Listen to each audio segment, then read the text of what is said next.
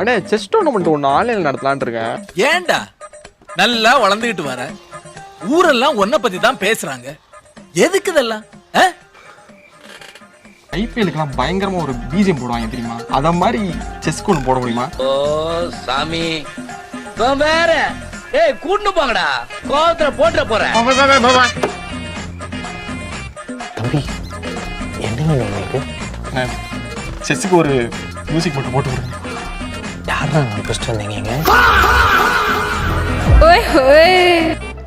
Lyrics குடுறா. லிரிக்ஸா?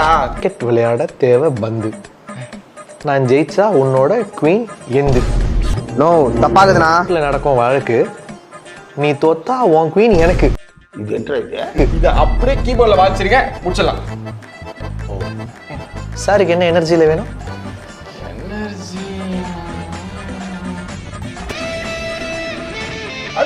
அசிங்கமா கேட்பேன். நக்கல்யா அவனுக்கு. நான் ஒண்ணு வாசிக்கிறேன். கிரிக்கெட் விளையாடு. சூப்பர் டேட், செமையா இருக்கு. ஏய் நான் இன்னும் பாடவே இல்லடா.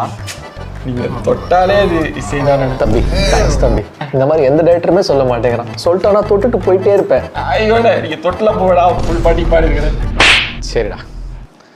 கிரிக்கெட் விளையாட தேவை பந்து, நான் ஜெயிச்சாக்கா உன்னோட குவீன் எந்து. சூப்பர். அட இதுல எத்தனை வேரியேஷன் போறோம்? தம்பி 25 வேரியேஷன் பண்ணலாம்ப்பா, ஒரு பிரச்சனை இல்லை. அட ரொம்ப நன்றிடா. வேற நல்ல லிரிக் ரைட்டரா சொல்லி லிரிக்ஸ் எடுத்துட்டு வந்துட்டு யார்ட்டும் காமிக்கூடாது. சரி சரி, நான் இப்போ ஒரு வேலையா போறேன். எங்கடா போறீங்க? வர மார்ச் 27 ஹாப்பி ராஜ் தியேட்டர்ல ரிலீஸ் ஆகுது. ஆல்ரெடி படம் பார்த்து எல்லாரும் சூப்பரா இருக்குன்னு சொல்லியிருக்காங்க. உங்க ஃபேமிலியோட 27 தியேட்டர்ல போய் படம் பாருங்க.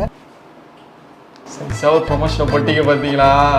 ஸ்மார்ட். ஒரு 20 crores எடுத்துட்டு வந்துரு தம்பி, இந்த ப்ராஜெக்ட்டை முடிச்சு கொடுத்துறேன். 20 crores இன்னைக்கு எனக்கு ஒண்ணுமே புரியல. அதுதானப்பா எனக்கும் புரியல. நோ எத்தனை பேருக்கு ஃப்ரீயா போறீங்க? எனக்கு ஒண்ணு தானே போட்டு கொடுக்கல. என்னடா ஏ பட்டமாவே